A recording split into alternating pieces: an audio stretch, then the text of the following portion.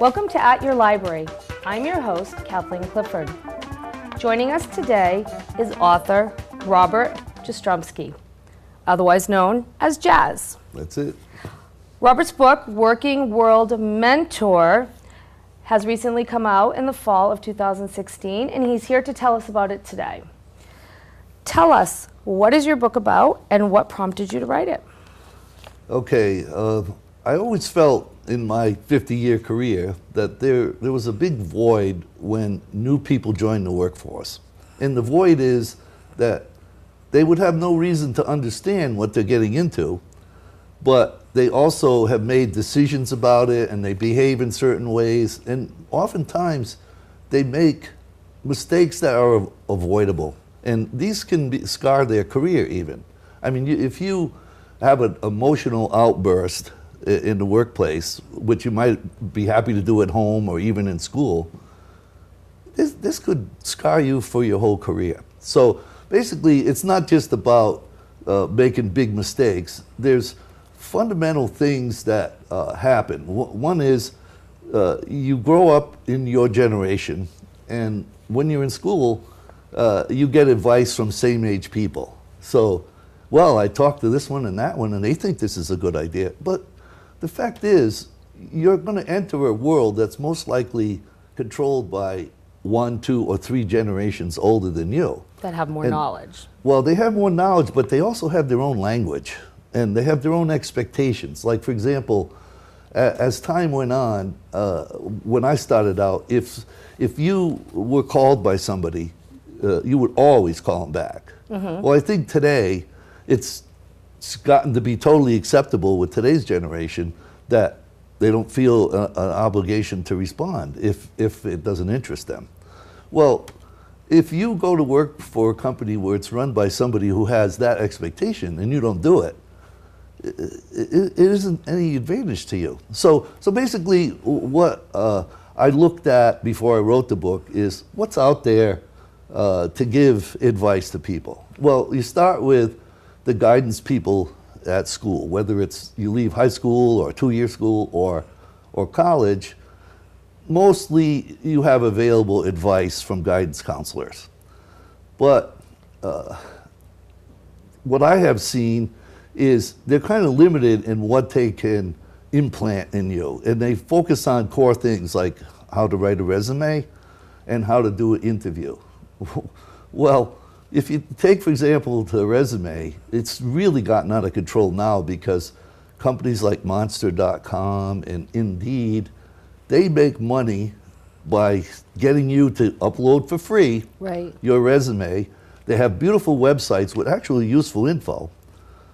But what's going on, if you don't look at the whole picture, which includes what their motivation is and also the perspective of the employer, what's going on is your resume goes up. Monster.com is going to make more money based on how many more resumes they can shoot to a paying client. Right. Well, I've talked to people locally who have lived through the various evolution of technology as far as hiring people. Mm-hmm. And the ones I talk to absolutely hate it because they're paying to get 20, 40, 60, 80 resumes per day, and they can't really tell anything about the client. So somebody, if I can give advice to somebody, say, look, a resume is like your driver's license. You got to have one, but it shouldn't be anything more than you show it when they ask. Because, for example, I worked for 13 years at Analysis and Technology, a company in North Stonington, essentially engineering consultants. And we grew like a weed from when I went 65 people to 1,500. Well, one year we needed to hire 200 people before the internet, before the ease of electronically submitting your resume. Well, what happened was we got 8,000 applicants. Hard copy letter with resume. We had 200 job openings and about 65 groups in the company added up the 200 jobs. Okay. It totally choked the whole system. Well, when the dust cleared and we looked at who actually got the jobs, every one of them was because somebody in the company could either directly vouch for their character or a good acquaintance or friend of theirs could vouch for the character. So what does that tell you? When my son graduated UConn, one of his close friends thought, well, I'm now an engineer, I can work anywhere in the country. He paid an agency to put together 1,000 resumes and cover letters, 1,000, sent them to engineering companies all over the country. He got zip replies. So what's happened is it's even extenuated worse now with the way people socialize, which is all texting and very little interpersonal. What's happened is they lost the idea that people hire people. They don't want to figure out from your resume which could have false information. It doesn't say anything about you. Right. And so in my book, I try to put it in perspective, and the fundamental thing is you should look at where you fit into the big picture and the key players and what motivates them. So I advise people to narrow their list down to a few targets. Okay. Do the research online about those companies or nonprofits, whatever it is, and then find a way to go meet them. Now, I know of cases, and I've even encouraged this, and it's been done, is where if I tell somebody, say, look, call the head of the company and ask if you could get their advice on your career. That's not the same as I want a job. Right. Well, if you go in and they happily give their advice, I don't know of anyone who's going to refuse a young person advice.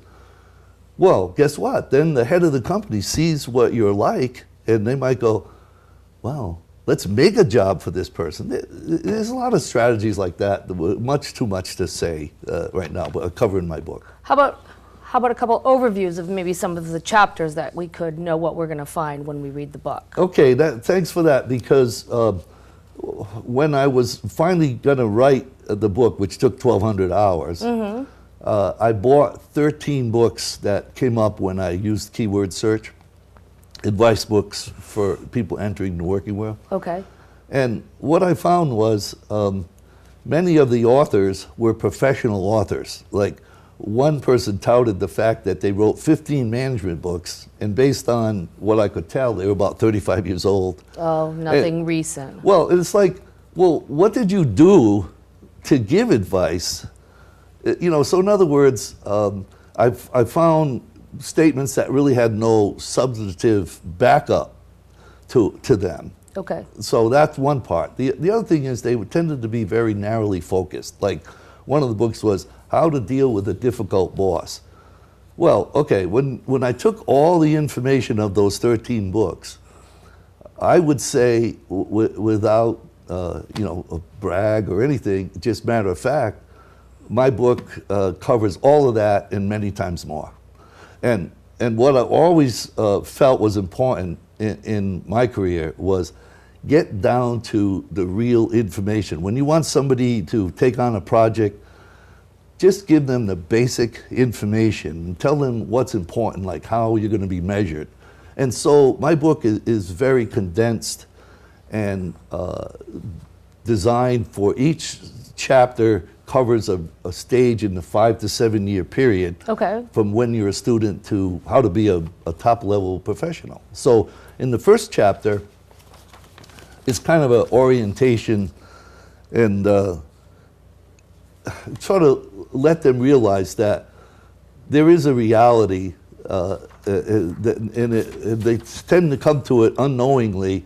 They tend to come to it just thinking that's going to be ideal. I mean, I finished all my schoolwork. Now I'm going to go earn a living, and it's going to be great. And you don't need my book to succeed in life. What hopefully will happen is it'll give you a competitive advantage, but people make it fine all the time. Right, but it's nice to have a guide of somebody who's had the experience to say, you know what, this kind of helped me a little bit. Try this if you're stuck. Well, that's exactly right. Some of the analogies, which I kind of find humorous, is people will spend many times more planning their wedding, which is a one-day event, than they will spend planning their 40-year work career. And when you stop and think about it, that's just unfortunate, especially now when you have access to information so easily. You can find out if a company is considering you and you're considering them. You can find out what is their whole history. Are they financially sound? Is there any bad news in there? Are they working in an industry that's growing versus dying out?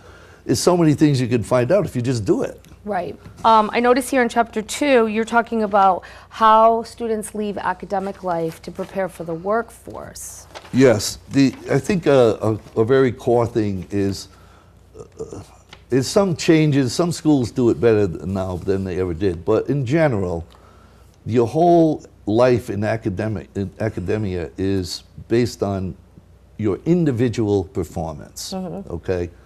Now, the minute you get a job and you step into it, your grade point average doesn't mean anything. Right. Your ability to do things alone is nice, but if there's a company out there that doesn't require you to work with someone else, I don't know of it. And now the game is all about teamwork.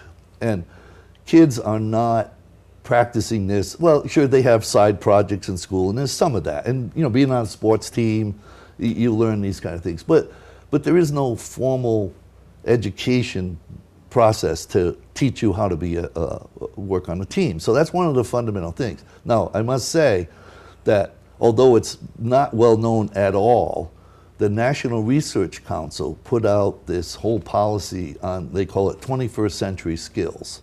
And the concept is to introduce programs in colleges where you work with people from other disciplines. So say you're an engineer, well, you work with an accountant, you work with a marketing person, and you do things because what they found out, just as what I'm saying, is people maybe have good technical skills when they come out of college, but they don't have the soft skills to be effective and efficient working with others. So that's one core thing. Okay, but we're going to take a break right now. Wow. We're going to take a break, and we're going to come back and continue talking about your book. Robert Jastremski is with us today, Working World Mentor, and when we come back, we'll find out more about the realities of the working world for kids coming right out of college.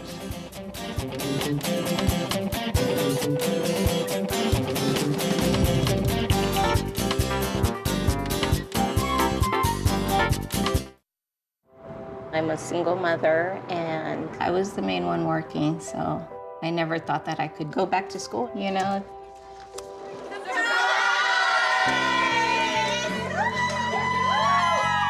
My sister, my mother, everybody wanted to help me with my kids.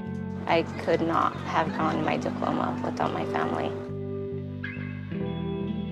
Find free adult education classes near you at finishyourdiploma.org. Got a quarter?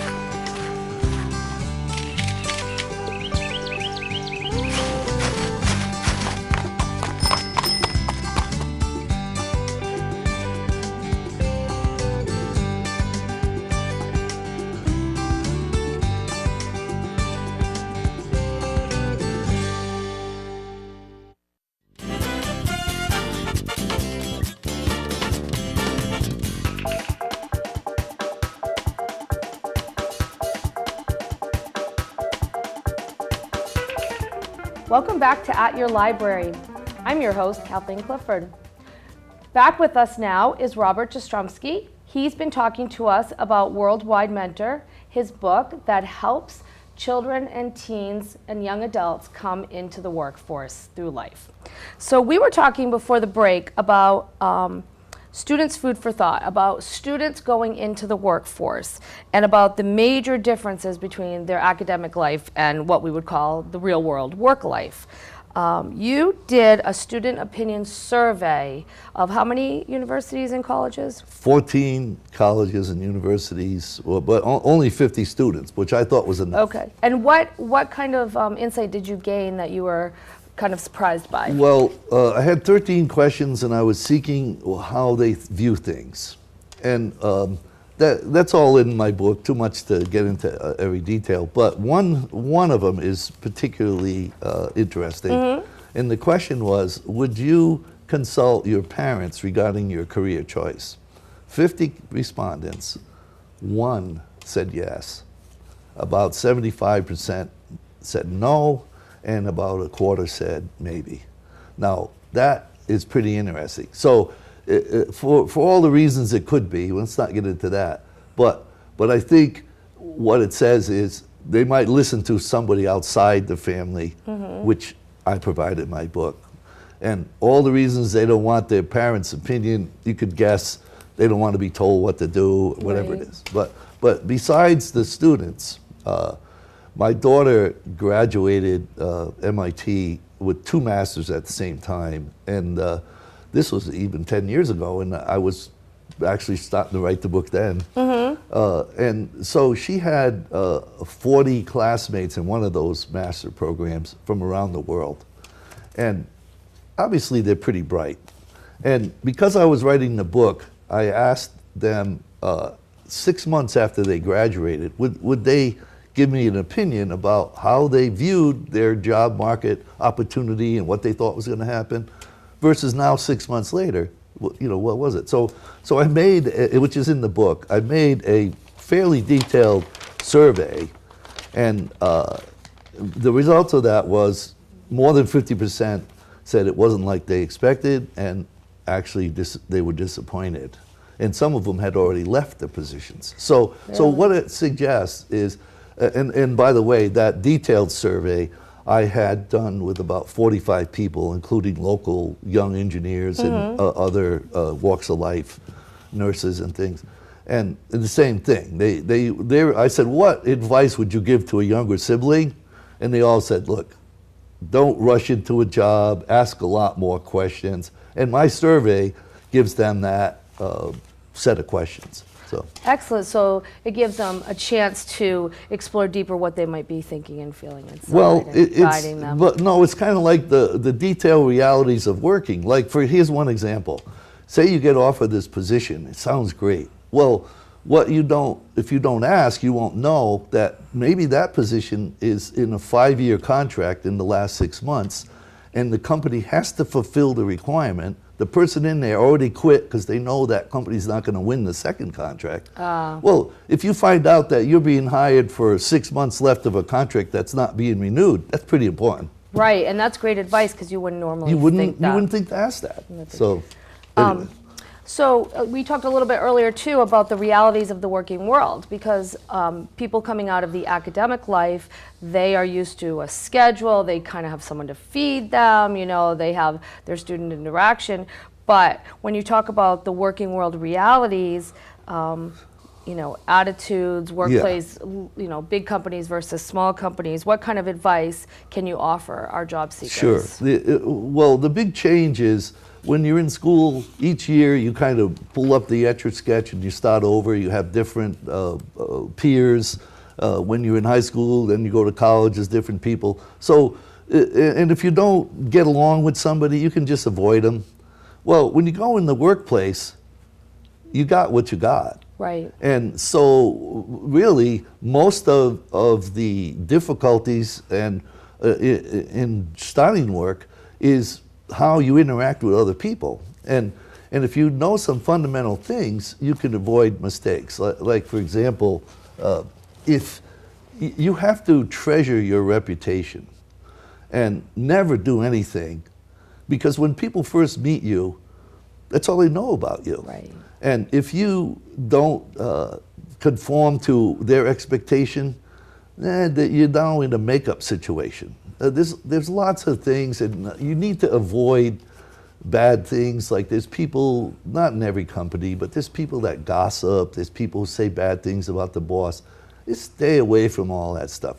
Essentially, it's like falling into quicksand, and my book tells you what kind of quicksand and where it is. So. Oh, that's excellent advice, because it really is important about how you present yourself. Yeah, and how you navigate the reality of where you work. Just one thing there is my own brother, he had a new boss come along in his 9th year of working at Electric Boat. And he had such stress from this individual, his eyebrows fell out. My brother's eyebrows fell off, and a clump of hair the size of your palm fell off his head, just from the stress. And none of it was illegal. Right. Just horrible. So he had to leave. And you don't want to find yourself after, building a foundation in a workplace to have to, start over again because of something like that. No, and the trick is you got to create value in you, because the more value you contribute to the mission of the organization, the better chance you have for surviving and progressing. Where would you recommend job-seeking advice? I know there's so much social media out there, you have your peers. We already said that, they're not going to go to their parents. Where is the best place to find a job?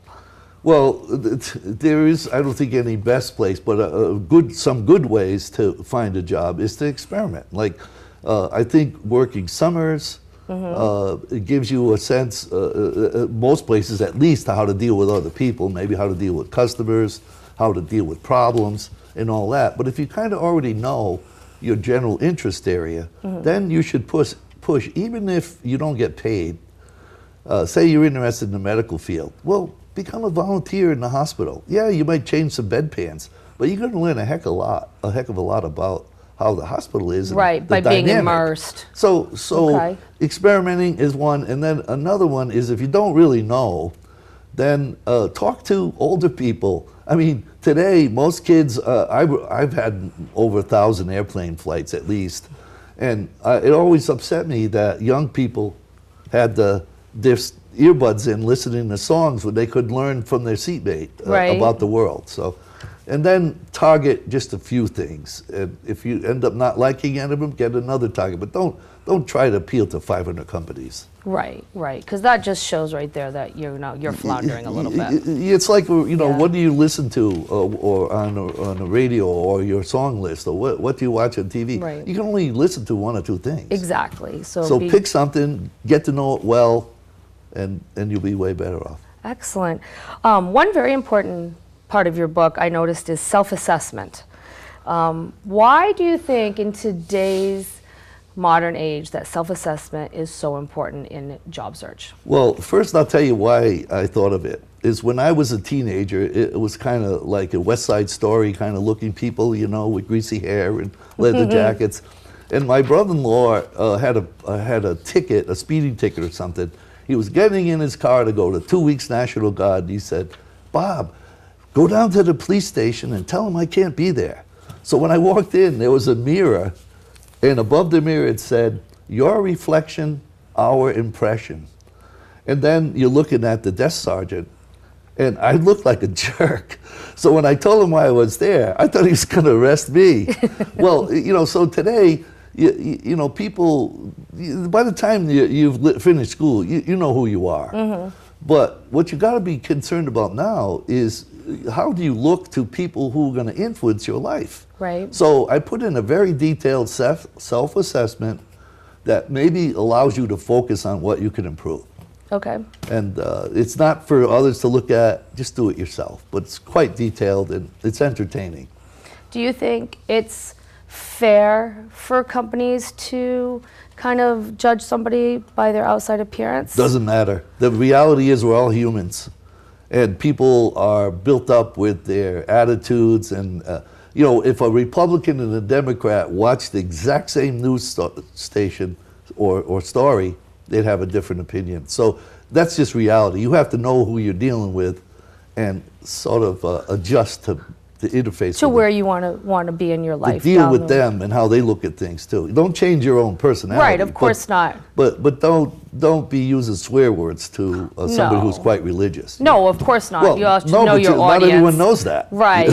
So it's important to know your audience and Exactly. know. And more so, who is your boss and who's going to influence your outcomes. Right. And I would think that if you found that a working place wasn't to your beliefs, then you probably shouldn't be applying there anyways. Well, that's You the should point. You, probably you should find- figure that out before you take the job. Because Absolutely. if you do job hopping, it leaves a mark. Right. And people then are going to judge you for someone who doesn't stick to it. Excellent.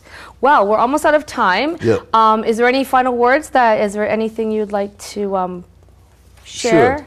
Well, the rest of the book is 4 more chapters, and they're all in stages of how to become a top-level professional. Okay. But equally important is my last chapter is don't lose sight that you're only on Earth for a short time. And the title of that chapter is, are you working to live or living to work? And people who get to become my age, you realize that, boy, you look back and I had a lot of friends that just worked.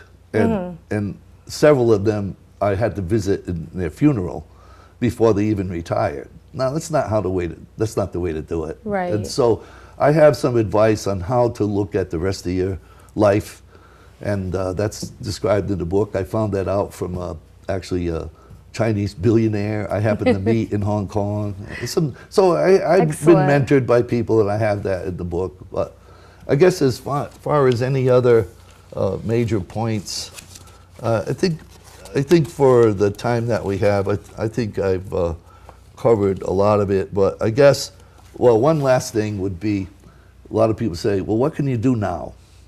In other words, I'm a student, I'm in high school or college, what can I do now? Right. Well, learn things, okay? Learn how to build a doghouse, fix a toilet, how to use software programs to manage finances.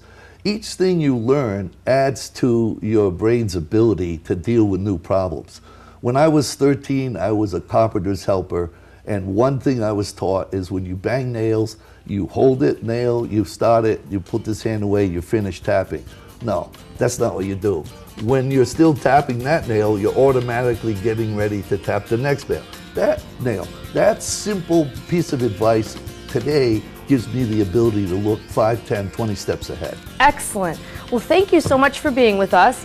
If you would like to read his book, Working World Mentor, please check it out at your local bookstore or here at the Groton Public Library. Thank you so much for joining us today. And as always, thanks for checking in.